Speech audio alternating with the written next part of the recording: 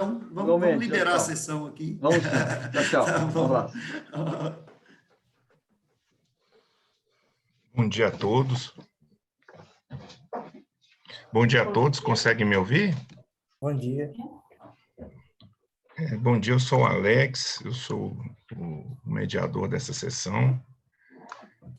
Nós temos dois trabalhos, um trabalho que é a relação entre agressividade tributária e honorários de auditoria no Brasil, e o segundo é a agressividade tributária em relação ao custo de capital de terceiros no Brasil. Nós temos a Lorena como ponto de interseção nos dois, presumo que ela será a apresentadora, né? Temos o Leonardo e o professor Dantas no primeiro, e temos a Letícia e o professor Cláudio no segundo. Quem serão os apresentadores do primeiro trabalho? Bom dia. Vai ser eu mesmo, Leonardo. Leonardo?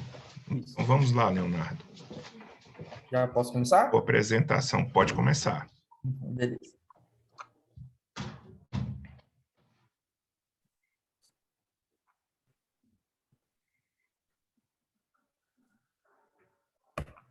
Conseguem ver a tela? Perfeitamente. Bom dia a todos. Meu nome é Leonardo. Eu sou graduado em Ciências Contábeis pela UNB. E esse trabalho foi meu trabalho de conclusão de curso e que eu busquei ver a relação entre a agressividade tributária e os honorários de auditoria no Brasil. Então, os atores fui eu, a professora Lorena Almeida Campos, que foi minha orientadora também, e o professor José Alves Dantas, que foi meu avaliador e depois orientador. Então, meu trabalho teve base, né, o estudo de Martinez, Lessa e Moraes, 2014, que buscou ver o efeito da agressividade tributária nos honorários de auditoria independente. Ele utilizou a BTD como variável de agressividade tributária. A amostra dele foram empresas brasileiras de capital aberto listada na B3 dos anos de 2009 a 2011. E o principal resultado que ele encontrou foi que quanto mais agressiva a empresa, ela tende a pagar mais honorários de auditoria. Então, o problema de pesquisa foi qual a influência da agressividade tributária nos honorários de auditoria externa. O objetivo da minha pesquisa é verificar a relação da remuneração dos auditores independentes e a agressividade tributária das empresas brasileiras. E eu busquei ampliar a janela temporal do trabalho de Martinez, Lessa e Moraes e verificar se os resultados se mantiveram semelhantes. O presente estudo ele contribui para a pesquisa e contabilidade por fornecer subsídios para a compreensão dos fatores que influenciam a precificação dos honorários de auditoria. Entre eles, o comportamento da agressividade tributária e, além disso, a utilização de uma métrica diferente para agressividade tributária, a TTVA, para apresentar os resultados sobre essa nova perspectiva. Uma vez que a TTVA permite uma análise da carga efetiva tributária total das empresas. No meu referencial teórico, eu pus a auditoria externa, que ela é fundamental para reduzir a assimetria de informação entre os agentes interessados na empresa. Então, é interessante saber os fatores que podem aumentar ou diminuir a remuneração dos auditores. A agressividade tributária é um tema controverso, pois não se tem definições ou conceitos universais aceitos sobre esse tema. Mas, de maneira ampla, a agressividade basicamente é a redução dos tributos pagos, sem diferenciação da licitude dessas ações. A governança corporativa foi criada para aumentar a transparência, a sustentabilidade e atender os usuários da informação, buscando solucionar o conflito entre eles e reduzir a assimetria informacional. Então, a Bolsa de Valores brasileira, ela criou diversos níveis de governança corporativa. E para estar no mais alto nível, as empresas precisam cumprir uma série de obrigações. A demonstração do valor adicionado, a DVA, é um demonstrativo do balanço social, que busca mostrar as riquezas geradas e distribuídas pela empresa. Ela passou a ser obrigatória após a Lei 11.638 de 2007, e através da DVA é possível mensurar o nível de agressividade tributária, que eu chamei de TTVA, conforme um outro trabalho de Martinez também, que é a razão entre o total de tributos e o valor adicionado total a distribuir. E trabalhos anteriores buscaram identificar os determinantes dos honorários de auditoria, entre eles o tamanho, a empresa de auditoria, governança corporativa, endividamento, alavancagem, rentabilidade, entre outros. A agressividade, como fator incremental de risco, pode ser um determinante dos honorários de auditoria. Então, a minha hipótese de pesquisa foi: maiores níveis de agressividade tributária resultam em maiores honorários de auditoria. Na minha metodologia, foram coletados dados de empresas ativas e não financeiras da B3, dos anos de 2012 a 2019. Eu utilizei a plataforma da Economática para a coleta de quase todos os dados, e no site da CVM eu coletei as DVAs, e ainda no site da CVM, em uma ferramenta de busca, foram acessados formulários de referência de cada empresa e coletados os valores dos honorários de auditoria e qual foi a empresa que realizou a auditoria externa em cada ano. No tratamento dos dados, eu usei o logaritmo natural para os honorários de auditoria para controlar as variações dos valores. Utilizei o valor DAMI 0,1 para as variáveis de governança corporativa e para empresas de auditoria. E para tratar os outliers, utilizei a visualização dos dados, do primeiro ao 99º percentil para substituir os valores muito extremos. Então, esse é o meu modelo de regressão, onde, igual ao trabalho de Martinez, Lessa e Moraes, eu também utilizei 3 interações entre as variáveis, com o objetivo de capturar os eventos que podem ocorrer ao mesmo tempo e impactar a variação dos honorários de auditoria. Os resultados. Na estatística descritiva, pude ver que 73,3% das empresas por ano foram auditadas por uma das Big Four, e que 63% das empresas ano estão listadas em algum segmento especial da B3. O teste de robustez feito mostrou uma alta correlação entre os honorários de auditoria, tamanho da empresa e também com a empresa de auditoria externa. Porém, ambos os valores ficaram abaixo do que poderia comprometer o modelo de regressão, segundo Gujarat. Na análise de regressão, o modelo teve um R2 ajustado de 0,90, que significa que o modelo pode explicar 90% das variações dos honorários de auditoria. E também pude verificar, encontrei uma relação negativa entre os honorários de auditoria e a agressividade tributária, contrariando o trabalho base desse e refutando a hipótese de pesquisa. Esse resultado pode sugerir que a empresa de auditoria possui uma expertise sobre a empresa e sobre o pagamento de tributos, e que elas não veem a agressividade da empresa como planejamento tributário, e que elas veem a agressividade da empresa como planejamento tributário, e não como um risco. Outra sugestão seria que, conforme o trabalho de Soares, em 2019, muitas empresas, além de prestarem o serviço de auditoria, prestam também o serviço de consultoria tributária, o que pode aumentar a agressividade da empresa, mas que já é conhecimento dessa empresa que faz a auditoria.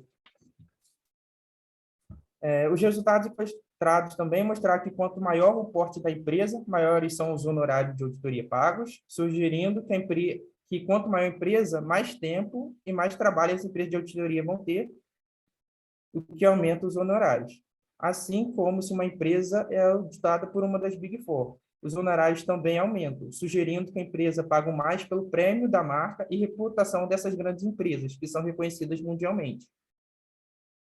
A ROA teve relação negativa com os honorários de auditoria, indicando que quanto mais rentáveis as empresas, menores são os gastos com auditoria, os honorários de auditoria. Não foi encontrado significância estatística com endividamento, governança corporativa e as variáveis de interação. E, apesar de eu não ter botado no trabalho, nós rodamos um modelo de regressão sem as variáveis de interação, e o resultado ficou praticamente o mesmo, então nós resolvemos deixar para ficar baseado no trabalho de Martinez, Lessa e Moraes.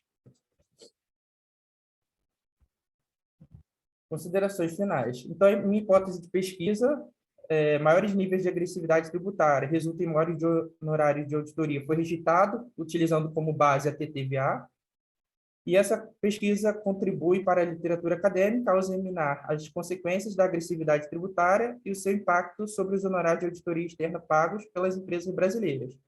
E a utilização de uma variável genuína brasileira apresenta uma diferente perspectiva sobre a agressividade tributária e como ela se relaciona com os honorários de auditoria. Esses são os nossos contatos. Muito obrigado. Encerro minha apresentação. Bem, parabéns pela apresentação. Primeira coisa, eu ia te perguntar sobre as variáveis, sobre a interação das variáveis, mas você já respondeu. Eu queria deixar um tempinho, né, para o público falar primeiro, para depois eu considerar, né, apresentar minhas considerações. Alguém tem alguma contribuição? Letícia, tem algo a acrescentar? A elogiar o trabalho do colega, que foi muito bem executado e apresentado.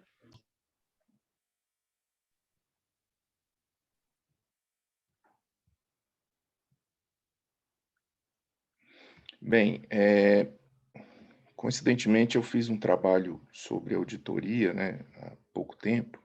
Então, assim, Leonardo, todas as considerações que eu vou apontar aqui são para melhorar o seu trabalho, para que você possa publicá-lo numa revista científica, né, para que ele possa ter mais robustez. A parte estatística dele está bem estruturada. Eu não vi nenhum reparo no que diz respeito à robustez das variáveis, né? Não vi nada a ser reparado no que diz respeito à construção, né, das equações e tudo mais.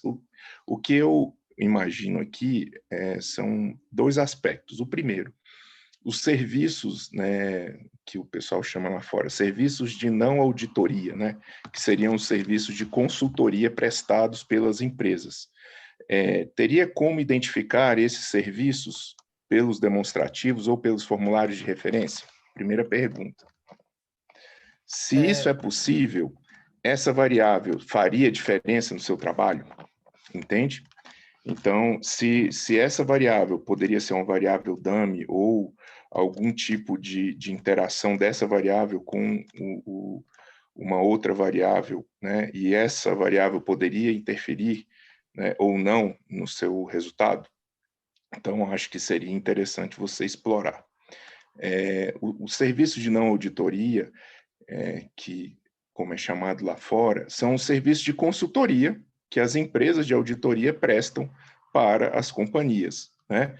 Isso é comum no mundo todo, não só aqui no Brasil, mas em todos os mercados, e muitas vezes esses serviços de consultoria interferem no trabalho de auditoria. Tanto é que diversas normas internacionais, elas vêm para coibir os trabalhos, né, de empresas de auditoria no que diz respeito a interferirem na independência do auditor. Então, se você puder colocar isso, né, tentar mensurar essa variável ou a interação dessa variável com outra variável no seu trabalho, eu acredito que poderia dar mais robustez, né, nos seus resultados. Um outro aspecto interessante e que poderia poderia interferir, né, eu não rodei nem testei, né, para poder te dizer isso, mas eu fiz um trabalho nessa área de auditoria e uma coisa curiosa que eu descobri foi o seguinte: as variáveis de governança, elas não interferem no ano em questão, elas geralmente interferem no ano seguinte. Então, se você colocar um lag nessas variáveis, pode ser que você tenha um resultado diferente. O que eu quero dizer? Uma vez que você tem uma modificação no status quo, né, de uma companhia no ano anterior, ou seja, ela é enquadrada num nível de governança um pouco melhor no ano anterior, pode ser que o ano subsequente tenha um reflexo distinto daquele, né, do ano em que houve essa modificação. Então, se você colocar um lag nessa variável, pode ser que você tenha um resultado diferente.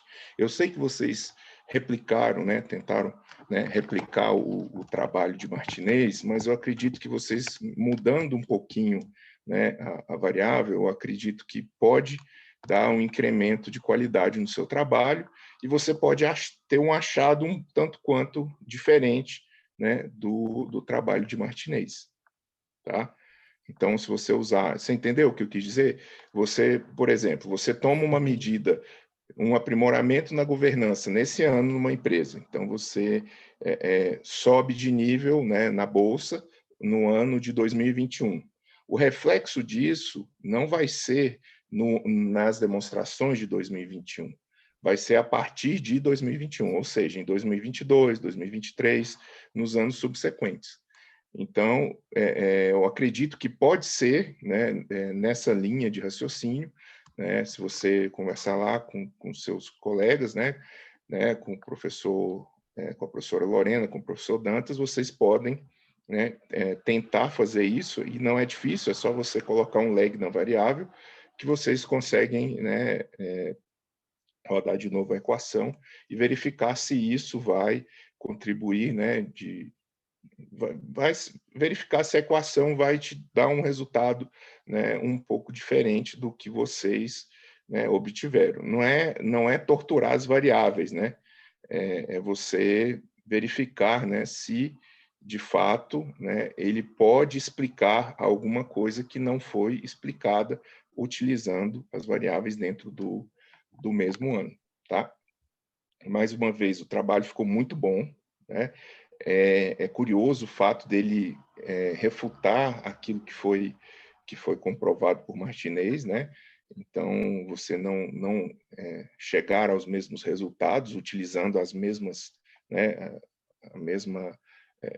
o mesmo rito, né, eu diria. E isso é interessante, né? Um trabalho bem interessante, porque muitas vezes a gente acha que em períodos diferentes a gente vai ter o mesmo resultado e muitas vezes isso não acontece mesmo, porque há outras variáveis, outros, né, reflexos das variáveis entre si que podem modificar. Eu acredito que com isso você pode tentar verificar se há alguma outra observação a ser realizada, mas o trabalho está de parabéns, vocês, né, tiveram um trabalho muito grande para um trabalho de graduação, foi um trabalho árduo, né, não foi um trabalho pequeno, eu imagino que foram muitas noites aí sem dormir para poder conseguir realizar esse trabalho aí, tá? Parabenizo aí mais uma vez. Acho que tem alguém aqui no chat falando alguma coisa, deixa eu ver. Ó, houve teste de multicolinearidade? É o Guilherme que está perguntando. Deixa, é a professora Lorena. Guilherme não teve, porque tratava-se de um trabalho de graduação, então teria que eu, Lorena, executar o teste, entendeu? A gente achou que nos outros testes que a gente fez já eram suficientes, a gente não encontrou nenhum problema com multicolorialidade, então já eram suficientes para o trabalho de graduação, mas uma próxima versão, igual a professora Alex está sugerindo, e agradeço, professor, eu não tinha olhado essas possibilidades que o senhor sugeriu, achei bastante interessante, já tomei nota para falar com o professor Dantas também. Aí sim, aí eu, Lorena, posso executar o teste, mas é porque senão o Leonardo não ia conseguir fazer e era um trabalho de graduação, tá? Aí daí a maneira que a gente rodou os dados, ele já corrigiria esses possíveis problemas, entendeu? Mas é um teste que a gente pode tentar verificar também, não tem problema não.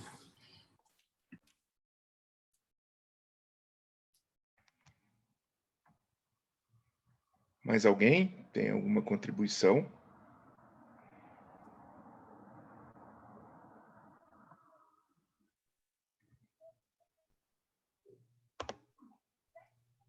Bom, a sua mãe está te parabenizando aqui, isso é um registro muito importante, viu? Obrigado. A gente também tem muito orgulho de ver nossos alunos, né, apresentar trabalhos em congressos científicos, viu? Obrigado. Então, vamos lá, né? o próximo trabalho. O trabalho agora é da Letícia. Deixa eu só confirmar aqui. Olá, bom dia. Bom dia, Letícia, que vai apresentar? Isso. Vamos lá, Letícia. Você tem uns 15 minutos para apresentar e depois a gente vai debater sobre o tema.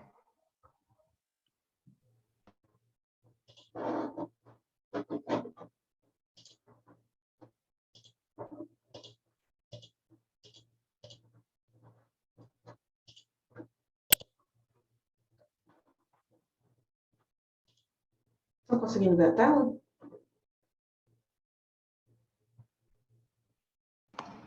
Ainda tá na tela preta aqui. Eu acho que você tem que dar 2 cliques aí para ele encher a tela.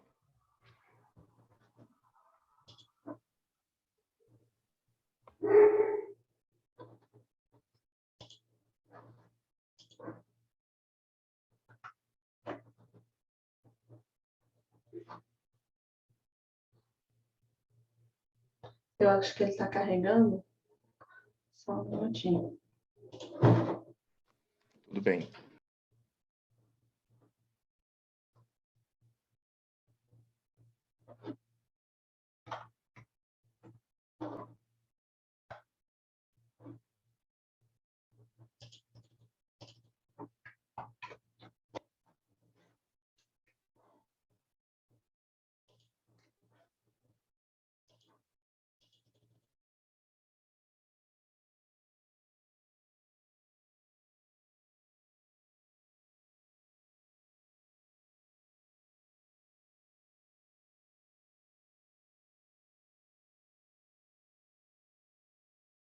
Letícia, qualquer coisa tira e tenta de novo.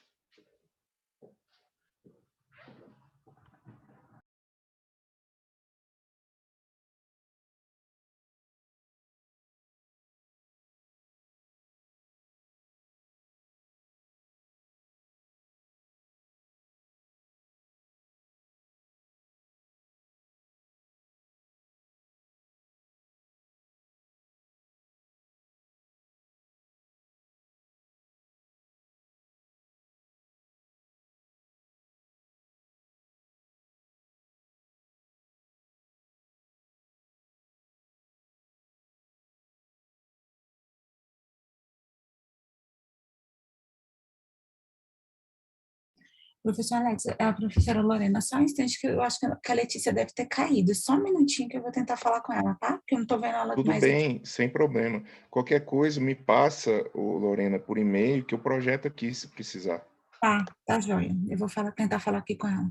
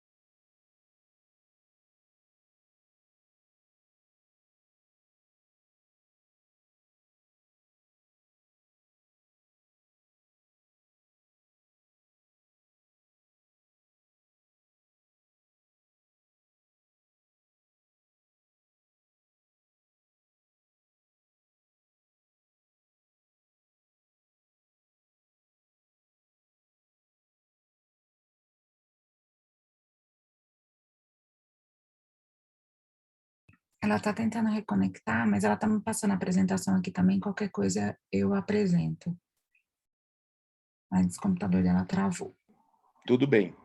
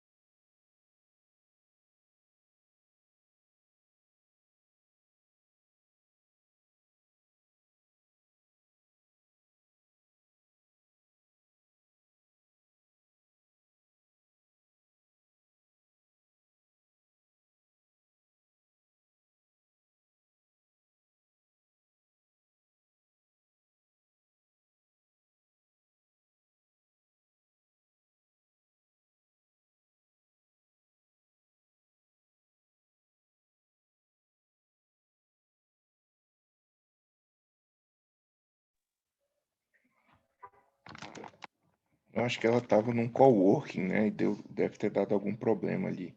Seu som está desligado, Lorena. Então, ela está tentando conectar pelo celular também. Eu estou pedindo a apresentação aqui. Para qualquer coisa, eu vou passando para ela ou eu mesma apresento.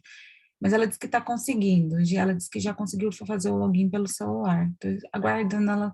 Esperava que mais uns 2 minutinhos. Se ela não entrar, eu tento ver o que eu faço. Não, tá ótimo. A gente tem, eu acho que mais uns. A gente tem até 12h20, né? Então, acho que mais uns 4, 5 minutinhos dá tempo, não tem problema.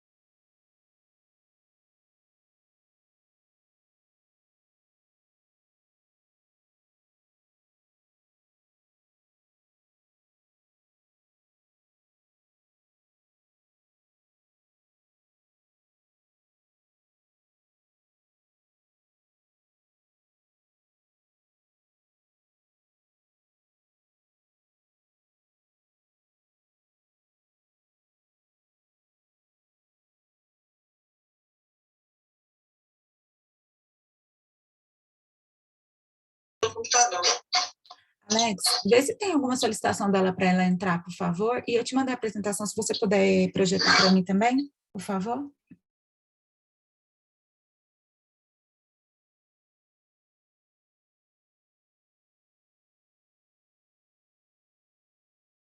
Você passou no Terra ou no da UNB?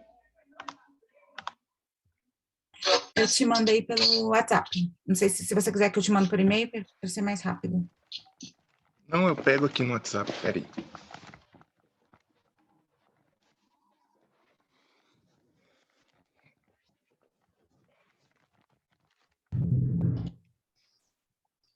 Bom dia, gente. Perdão, tive um problema técnico aqui no computador. Vou compartilhar novamente a apresentação.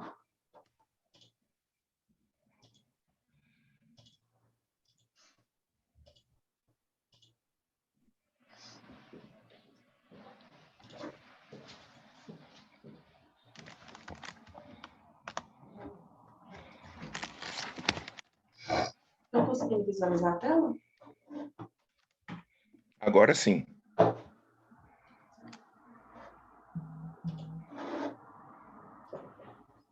Bom dia, peço desculpas pelo ocorrido. Eu vou apresentar, meu nome é Letícia, vou apresentar o artigo Agressividade Tributária em relação ao custo de capital de terceiros no Brasil.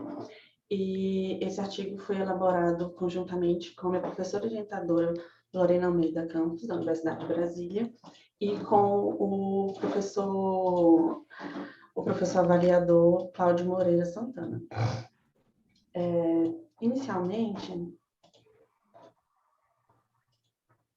com relação à alta carga tributária brasileira, influencia diretamente peço desculpas, eu estou um pouco nervosa. Reflexo disso é inclinar os gestores a buscarem alternativas de mitigar essas despesas com tributos. Nesse sentido, a agressividade tributária entra como elisão ou evasão fiscal, acontecendo para evitar a alta carga tributária, dentro ou não das previsões legais de direito tributário. A depender da intensidade e legalidade de como essas práticas são aplicadas, pode-se definir o grau de agressividade tributária. E em relação a isso, outros trabalhos identificaram que o maior nível de agressividade tributária pode trazer consequências e penalidades além das aplicadas pelo fisco. O problema de pesquisa foi: as empresas identificadas com menor grau de agressividade tributária incorrem em redução do custo da dívida em períodos após a identificação da agressividade?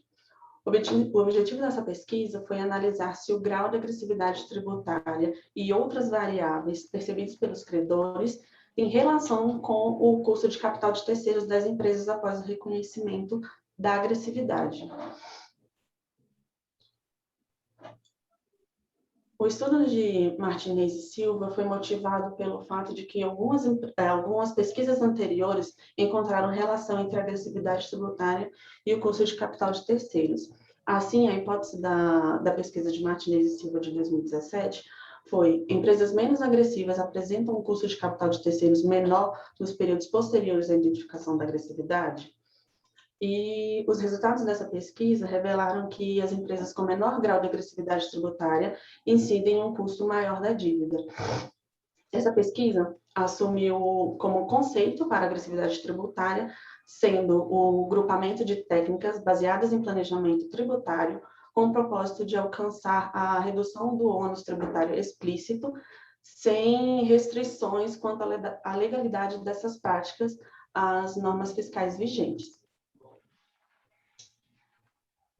A Effective Tax Rate, ou taxa de tributos explícita, representada pela sigla TR, reflete o percentual da despesa tributária em relação ao lucro antes dos impostos. A ETR foi utilizada como proxy para a mensuração da agressividade tributária nessa pesquisa. O custo de capital de terceiros é a taxa explícita obtida pela relação entre as despesas financeiras e os passivos onerosos geradores desses encargos, sendo representada pela sigla KI. A relação entre a agressividade tributária e o custo de capital de terceiros é que, quando a agressividade é relacionada ao custo da dívida, pode não exercer boa influência, sendo uma influência negativa, e os credores perceberem esse risco negativo para essas empresas. E essa insegurança pode surgir por haver incertezas da probabilidade dos fluxos de caixa dessas empresas. Com relação à metodologia, a hipótese dessa pesquisa foi: empresas menos agressivas apresentam um custo de capital de terceiros menor nos períodos posteriores à identificação da agressividade. Os dados utilizados foram coletados da base de dados da Economática, e o modelo para alcançar os resultados foi regressão linear múltipla. Foram analisados os balanços trimestrais das empresas listadas na AB3, e o período vai do primeiro trimestre de 2010 até o terceiro trimestre de 2020. Foram removidas da amostra as empresas que apresentaram menos da metade das observações para o cálculo das variáveis e as instituições financeiras e previdenciárias. os dados foram extraídos dos balanços não consolidados das empresas e ajustados à inflação. Complementando a construção do modelo, foram incluídas as variáveis de controle, como alavancagem, tamanho e rentabilidade sobre ativo. O tratamento dos dados, esperava-se que a variável ETR seja próxima da alíquota estatutária de 34%. Nesse sentido, a ETR deve assumir valores positivos. Dessa forma, as observações de ETRs negativas foram removidas da base de dados através do método de inicialização de variáveis, sendo esse primeiro tratamento, esse primeiro molde da pesquisa, o primeiro molde proposto pela pesquisa.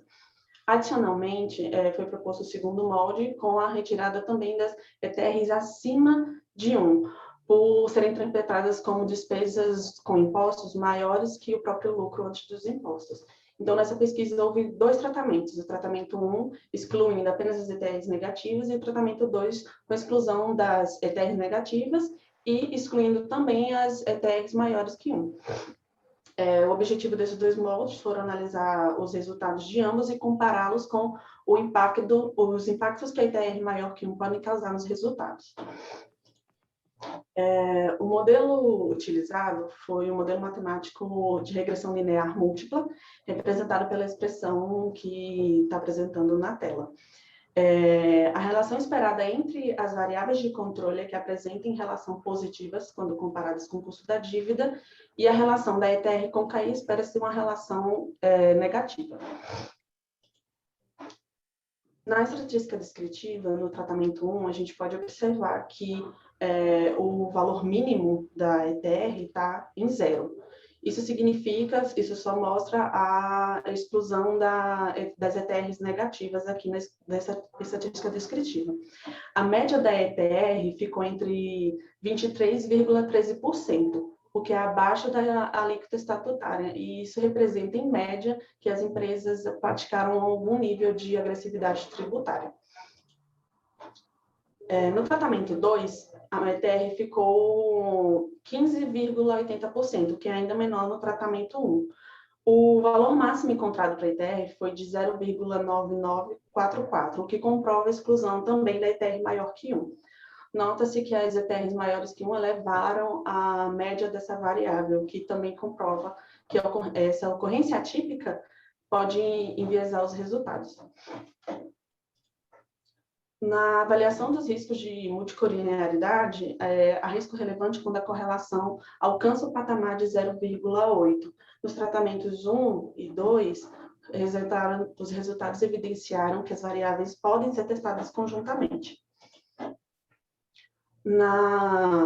De acordo com os resultados do tratamento 1, a gente pode verificar que a variável retorno sobre ativo apresentou significância, ao nível de 1%, e isso se assemelha também da pesquisa que Martinez e Silva encontraram.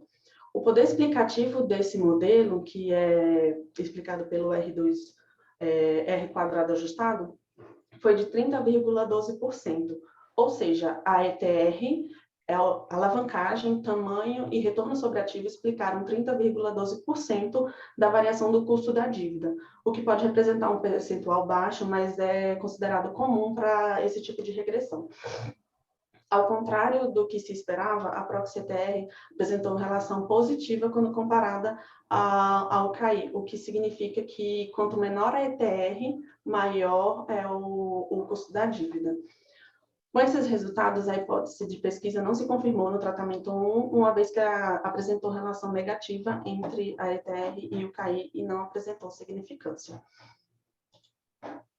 Nos resultados do tratamento 2, as variáveis ROA e ETR apresentaram significância estatística ao nível de confiança de 1%. Isso significa que a exclusão da ETR maior que 1 aumenta o poder explicativo do modelo. A ETR, a alavancagem, tamanho e retorno sobre ativo caíram no poder explicativo do modelo para 29,80%. Esse percentual de inclinação para o custo da dívida. A Proxy-ETR novamente apresentou relação positiva, mas nesse tratamento ele apresentou significância. A análise desses resultados nota-se que o tratamento 1 apresentou relação positiva entre a ETR e o KI, que quando a ETR eleva 1 ponto, o KI eleva 0,01, e esse resultado não se apresentou significante. Mas percebe-se que no tratamento 2, essa relação inversamente proporcional apresentou significância, e no ponto que eleva a ETR em 1 ponto, o KI eleva entre 0,07. O que os resultados revelam é que a não exclusão da ETR maior que 1 pode enviesar os resultados da pesquisa. E fica evidente que quanto menor a agressividade tributária da empresa, a mesma acaba incorrendo em maiores custos de capital com terceiros. Respondendo ao problema de pesquisa, podemos concluir que há relação entre a agressividade tributária e o custo de capital de terceiros, porém, diferentemente da hipótese de pesquisa, os resultados revelaram que quanto menor a agressividade, a empresa incorre em maiores custos da dívida. Comparando com a pesquisa de Martinez e Silva de 2017, ambas encontraram relação positiva entre a agressividade tributária e o custo da dívida, e que empresas menos agressivas apresentam custos da dívida maior. Como contribuição dessa pesquisa à pesquisa de Martinez e Silva, a pesquisa apresenta robustez ao modelo quando propõe a inclusão do tratamento da ETR maior que 1, além do tratamento da ETR negativa, devido às observações de ETR maior que 1 elevarem a média da variável, comprovando assim que esse tipo de ocorrência atípica pode enviesar os resultados do modelo de regressão. E aqui o contato dos autores do trabalho.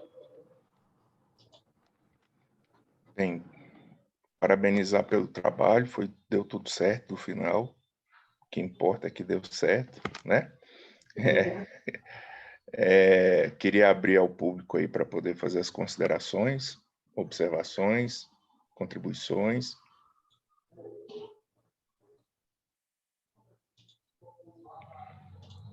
Gostaria de parabenizar a colega Letícia também pelo excelente trabalho. Obrigada. Letícia, coloca lá, por favor, na equação, e na equação que tem aquela tabelinha embaixo com erro e tudo mais, por favor. Bem, faz sentido você... Vamos pensar aqui no mundo real, né? Que a gente, quando teve uma pessoa inteligente que disse que no passado, né? Que é só uma brincadeira, tá, gente? A gente faz trabalho científico, a gente sabe que a estatística nos ajuda muito. Que há 3 tipos de mentiras, né? A primeira é a mentira leve, a segunda é a deslavada e a terceira é a estatística, né? Então, quando a gente fala em estatística, e estatística descritiva, né, econometria, a gente tem que pensar em todas as possibilidades de explicação. E quando eu comecei a estudar, eu sou um neófito também, eu estou começando a estudar estatística. E quando fui desenvolver minha tese, eu vi que o erro ele pode explicar muita coisa, né? O que a gente está vendo aqui? A gente está vendo que tem um modelo de regressão e que, excluindo o erro, né, o pedaço de cada da equação, ele explica quantos por cento do lado de lá? 30%, não é? Uhum. Então, quer dizer que 70% está dentro do erro, não é isso? Concorda? Sim. Mais ou menos, não é isso? 70% é não explicado e 30% é explicado, né? A gente tem mais pedaço não explicado do que explicado, concorda? Sim. Então, e será que se a gente colocasse mais algumas variáveis aí para tentar explicar, como, por exemplo, qualidade da informação? Sim. Pensou nisso? E se a gente colocasse, por exemplo, a qualidade da informação contábil como um fator, como uma variável, por exemplo?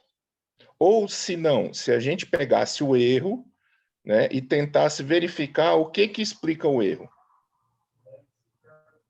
Entende? Uhum. Então, quando a gente pega um trabalho como esse e o resultado dele estatisticamente faz sentido, mas logicamente porque logicamente coloca lá a sua hipótese, faz sentido o seu resultado logicamente? Coloca lá no final. Qual que é a sua hipótese? Empresas menos agressivas, né?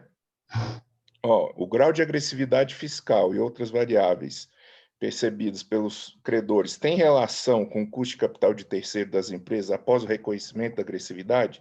Então, assim, aquela empresa que é mais agressiva, né, ou seja, aquela que está se arriscando mais, ela teria que ter um custo maior ou menor? Você emprestaria um dinheiro para essa empresa mais caro ou mais barato? Você, Letícia, você cobraria mais risco ou menos risco? Mais risco pela incerteza, a gente não saber até que ponto vai essa agressividade, né? Entende? Então, a lógica é essa, né? Eu, por exemplo, se eu vejo que uma empresa ela tem uma agressividade maior, ou seja, se ela está arriscando mais, né? Se ela corre mais riscos, eu vou cobrar mais caro, concorda? Mas, no entanto, o que vocês descobriram é o contrário, né? Não é isso? Ou eu estou errado? Então, você descobriu algo que é o contrário, mas, no entanto, você está explicando 30% disso. Tem 70% que ainda cabe explicação. Então, assim, depois que a gente começa a estudar e verificar essas possibilidades, essas nuances da estatística, a gente tem que começar a pensar não no resultado em si. Eu não estou desmerecendo o seu trabalho, nem o seu, nem o do Martinez, né? Longe de mim. O que eu estou dizendo é o seguinte: muitas vezes as explicações daquilo que a gente busca não estão na equação que a gente cria, mas no erro que ela nos proporciona. Entende? Então, se você pegar trabalhos de Deschaux-Dichev, lá da qualidade da informação, por exemplo, você vai verificar que que os autores lá, as autoras, elas estudam, né? Elas não estão estudando as equações, elas estão estudando os erros das equações, né? Então, elas estão buscando ali o que não foi explicado. E eu acho que um próximo passo para você evoluir no seu trabalho é tentar pegar esse erro, né? E tentar explicar o erro ou tentar trazer para dentro da sua equação algo que aumente o nível de explicação e que pode, né, tentar explicar ou chegar um pouco mais para o lógico, né? Para a nossa lógica. Porque a estatística, ela tende assim, a gente já parte de uma hipótese, na maioria das vezes, porque a gente tem um sentimento, um feeling, né? Tem um feeling de algo que a gente percebe na realidade, né? A gente parte de um pressuposto para chegar, né, a um resultado, né? E esse pressuposto é algo que a gente acha que pode ser, né? Então, é lógico para mim, né, chegar numa empresa, ver que aquela empresa está seguindo a legislação tributária, né, não tem nenhum tipo de situação em que ela arrisca, né, que ela cumpre todos os, né, tudo que está na norma, ela não interpreta a norma, né, em seu benefício, ela segue, né, rigorosamente o que tem ali, e eu, enquanto banco, vou emprestar o recurso, né, com um custo, né, compatível com o risco que eu criei lá com meus indicadores e tudo mais, né? Você utilizou a alavancagem, né? Volta lá para a gente ver a sua equação, para ficar bem claro o que você usou, né? Você usou a alavancagem, você usou o tamanho, né? Você usou o retorno sobre o ativo. Então, assim, você usou os indicadores, né, que o mercado geralmente utiliza, né? Você usou o tamanho da empresa. Então, assim, pode ser que os que emprestam o dinheiro utilizem outros fatores que a gente não está percebendo, entende? Porque pode ser que ele utilize mais 5, 6, 7, 8 variáveis e tenha uma explicação maior do que o modelo que você obteve, entende? Não que o seu modelo não esteja bom, porque ele já está com explicação muito boa, né? Então, assim, eu acho que cabe pensar numa possibilidade de incremento de variáveis, tá? E pensar numa possibilidade de tentar entender o que o erro te explica, tá bom?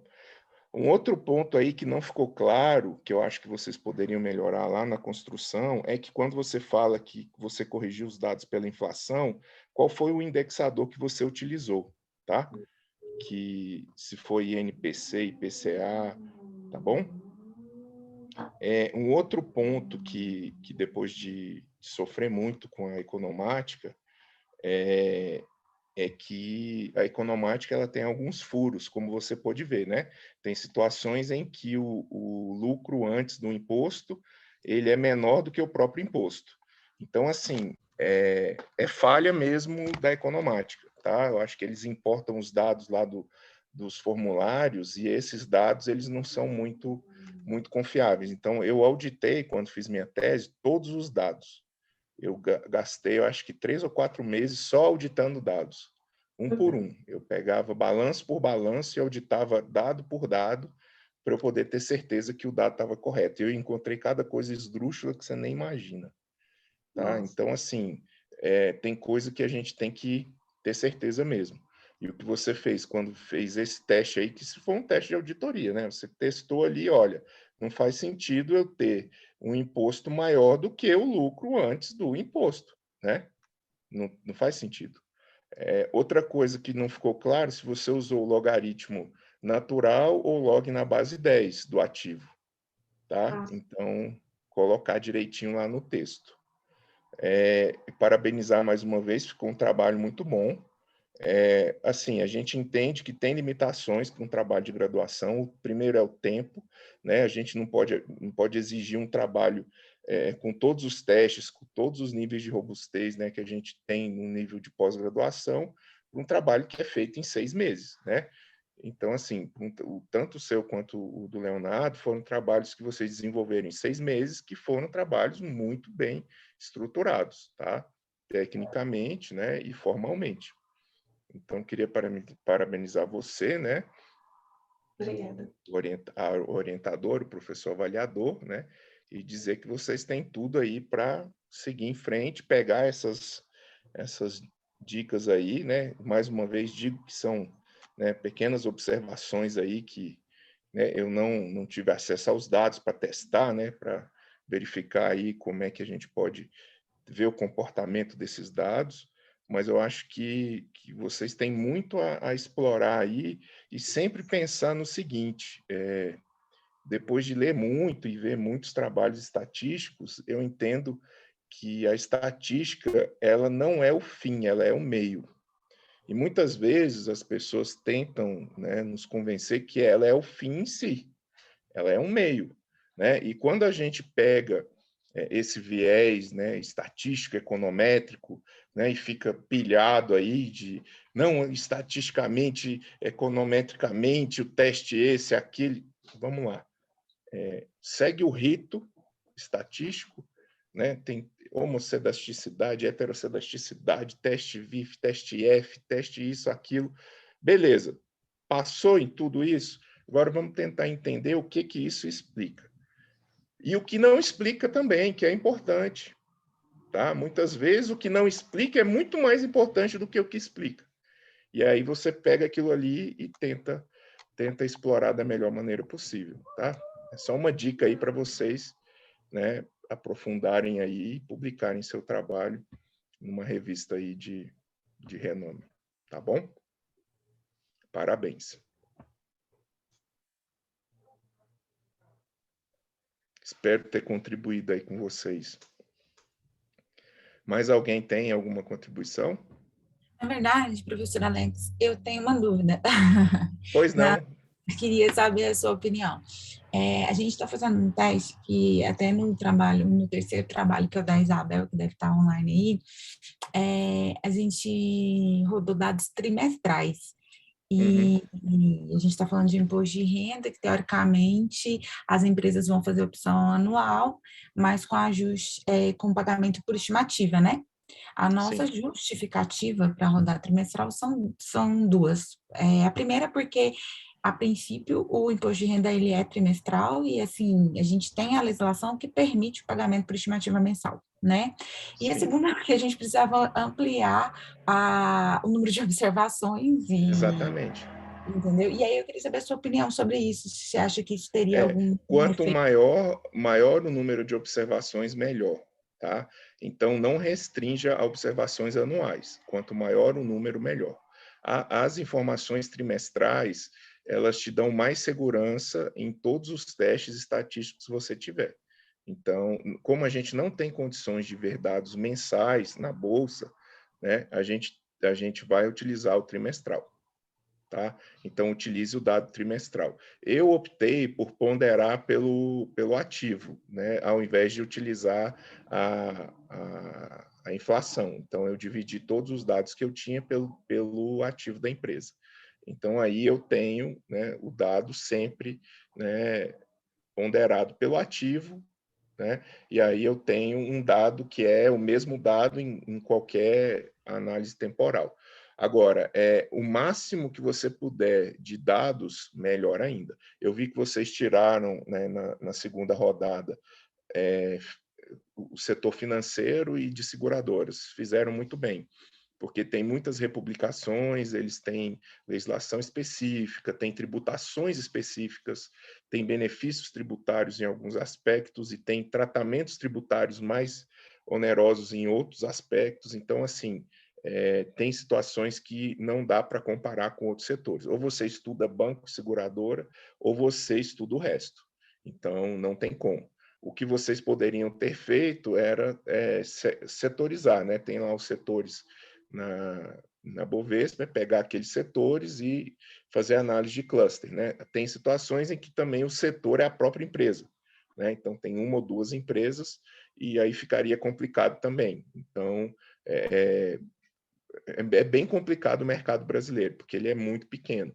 Então, assim, pega o que você pode tentar é pegar por tamanho, né? Que seria uma análise de cluster melhor, né? Você faz lá, pega o tamanho da empresa, o tamanho do ativo e faz a divisão para você estudar, né, de uma maneira mais interessante.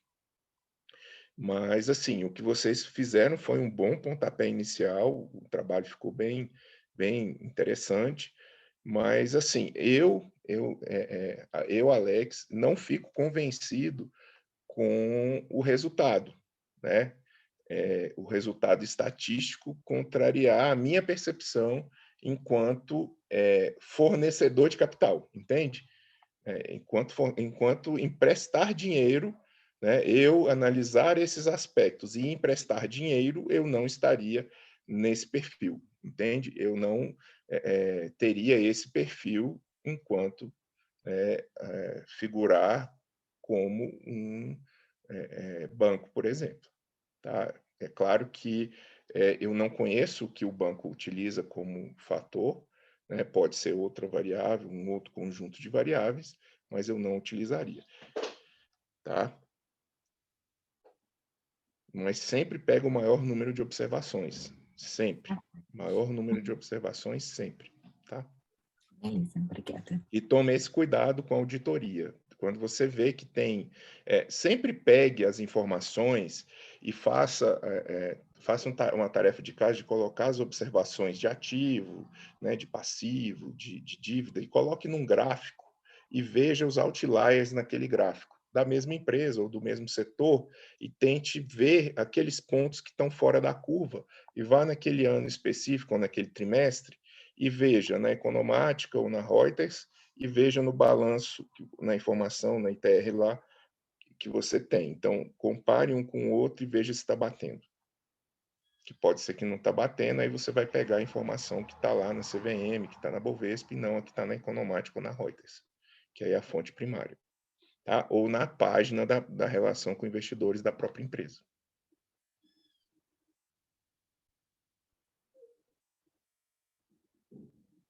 Tá, o microfone está desligado de vocês. Eu falei tudo certinho, obrigada. Tá bom? Uhum. Bem, então vamos encerrar no horário, ó, deu tudo certo, tá?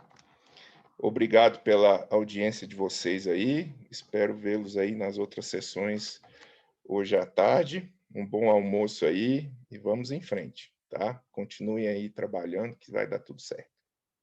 Tudo de bom. Muito orgulho aí ter vocês aí da UNB apresentando trabalhos no Congresso, tá bom? Então já Parabéns, quero... Letícia. Parabéns, Lorena. Parabéns, Leonardo. A gente tem Obrigada. que puxar a sardinha, professor. O trabalho do Leonardo está concorrendo como o melhor da área. Então, a gente está nessa Muito expectativa. bom. Muito bom. A mãe dele tem direito de estar orgulhosa, porque esse trabalho é meu certeza. trabalho, viu? Com certeza. Obrigado. Então tá joia. Um abração para todos aí. Tchau, tchau. Um abraço. Tchau, tchau. Obrigada.